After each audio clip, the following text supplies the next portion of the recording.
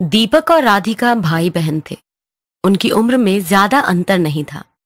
दीपक 18 साल का और राधिका 16 साल की थी। कुछ समय पहले वो नए मकान में आए थे। दोनों के माता पिता अब इस दुनिया में नहीं थे। घर में सिर्फ वही दोनों अकेले थे। रात का समय था और बारिश हो रही थी। बिजली कड़क रही थी और पूरे घर में सन्नाटा छाया हुआ था। दीपक अपने कमरे में टीवी देख रहा था और राधिका दूसरे कमरे में पढ़ाई कर रही थी। भैया, भैया, कुछ कुछ आवाजें आ रही है। तुमने सुनी? कौन सी आवाज है? बाहर बारिश हो रही है, शायद वही सुन रही हो।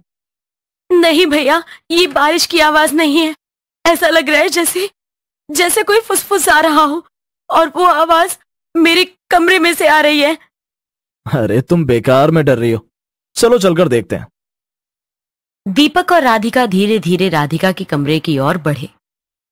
जैसे ही उन्होंने कमरे का दरवाजा खोला, उन्हें एक ठंडी हवा का झोंका महसूस हुआ जो कमरे के अंदर से आ रही थी। कमरे की खिड़की बंद थी, फिर भी हवा के झोंके ने उन्हें चौंका दिया। ये हवा अंदर कैसे आ रही है? भैया, मैंने कहा था ना, कुछ तो गड़बड़ है। अचानक कमरे की लाइट झपकी और फिर बंद हो गई। दीपक और राधिका ने एक दूसरे को देखा। दोनों की आंखों में डर साफ झलक रहा था। राधिका, कहीं ये बिजली का फॉल्ट तो नहीं है? दीपक ने राधिका को पीछे खींचा और दोनों कमरे के बाहर आ गए। बाहर हॉल में भी अंधेरा था। दीपक ने मोबाइल की टॉर्च जलाई और हॉल की ओर देखा। तभी हॉल के एक कोने से आवाज आई, जैसे किसी ने धीरे से दरवाजा खटखटाया। वो क्या था?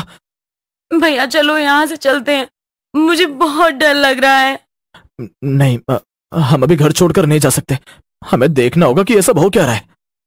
दोनों धीरे से हॉल के कोने की ओर बढ़े जहां से आवाज आई थी। जैसे ही उन्होंने कोने में कदम रखा, एक पुरानी लकड़ी की अलमारी का दरवाजा खुद ब खुद खुल गया।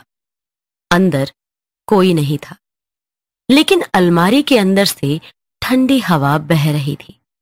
ये कैसे हो सकता है? ये घर भूतिया है।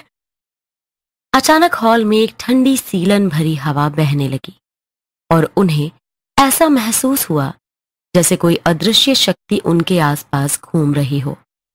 दीपक ने राधिका का हाथ थाम लिया और वे दोनों पीछे हटने लगे। तभी हॉल में एक धीमी पर तीखी हंसी गूंज उठी। हंसी इतनी भयानक थी कि दोनों के रोंगटे खड़े हो गए।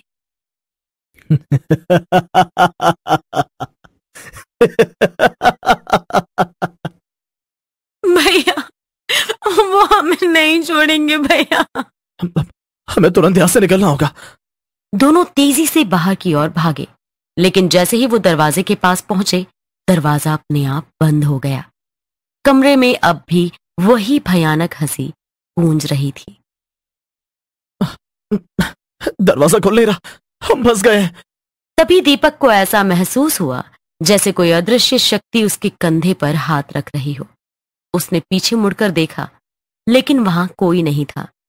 राधिका ने भी वही महसूस किया और दोनों की सांसें अटक गई। राधिका, मुझे लगता है ये जगह सच में शापित है। भैया, हम क्या करेंगे? हमें कैसे बचना है? दीपक ने हिम्मत जुटाई और खिड़की की ओर देखा। हम इस खिड़की से कूद सकते हैं, इससे पहले कि वो शक्ति हमें और नुकसान पहुंचाए। दोनों ने खिड़की की ओर दौड़ लगाई। जैसे ही दीपक ने खिड़की खोली, वो फिर से वही हंसी सुनाई दी। आओ मेरे पास, आओ, कहाँ जा रहे हो? यहीं रहो हमारे साथ।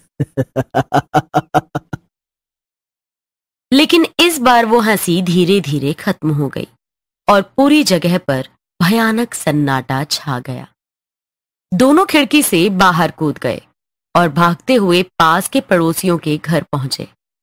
उन्होंने सारी घटना बताई और पुलिस को बुलाया। जब पुलिस आई और घर की तलाशी ली, तो उन्हें वहां कोई नहीं मिला।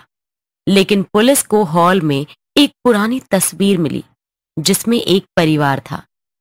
तस्वीर के पीछे लिखा था, हम हमेशा यहां रहेंगे इस घर के साथ। उस दिन के बाद दीपक और राधिका ने वो घर छोड़ दिया और फिर कभी लौटकर नहीं आए। कहते हैं उस घर से अब भी रात में हंसी सुनाई देती है। क्या आप हिम्मत करोगे उस घर में रहने की?